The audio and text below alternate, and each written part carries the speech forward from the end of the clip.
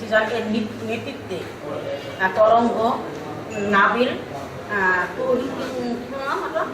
মুন্না আরও এরা মিলে শুক্রবার 25 তারিখ শুক্রবার দুপুর 2টার দিকে আমার বাসায় ঢুকে আমাকে ধাক্কা মেরে ফেলে, মানে আমার বউ আর আমাকে ফেলে, মানে সেটা আমাদের উপরে আমার ছেলেকে ধরে আনে, সে ধরে মানে মারধর করতে করতে নিয়ে যায়, তালাকে নামে নিয়ে যায়, নিয়ে তাকে কুপারে জখম করে। হ্যাঁ, যখন আমরা দৌড়িয়ে যাই তাহলে কি তার কুপারে জখম করতেছে ওই অবস্থায় প্রতিবেশীরা দৌড়িয়ে সবাই শরীর ভর্তি করি। আজকে 3 দিন চলে আমার ছেলে নিয়ে, কিন্তু কোনো বিচার পাইতেছি না।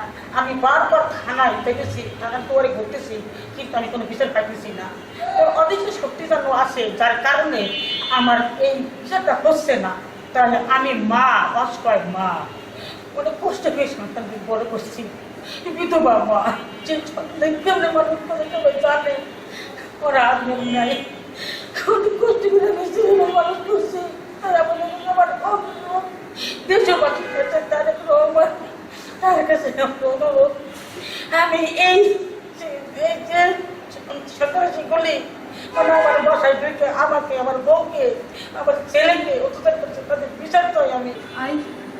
ভিতরে ঢুকে, বাসার ভিতরে ঢুকে আমার শাশুড়ি আমাকে ধাক্কা দিয়ে ফালাই দিয়ে তরঙ্গ, সিজান, মুন্না, নাবিল আমার হাজবেন্ডকে টানতে রাস্তা দিয়ে কিল ঘুষি মারতে রাস্তা দিয়ে টেনে ভিতরে নিয়ে যায়। 25 তারিখ শুক্রবার আনুমানিক দুপুর 2টার সময় জেলা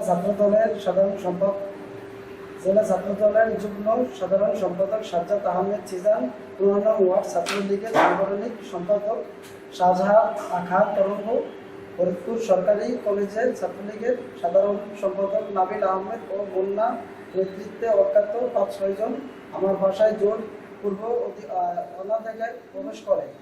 হ্যাঁ, ও আমার মা এবং আমার ভাবিকে ধাক্কা দিয়ে ফেলে আমার বাসা থেকে তুলে নিয়ে যায়, নিয়ে শেষ পর্যন্ত কালাগেরা নদী পাড়ে নিয়ে কুপিয়ে জখম করে।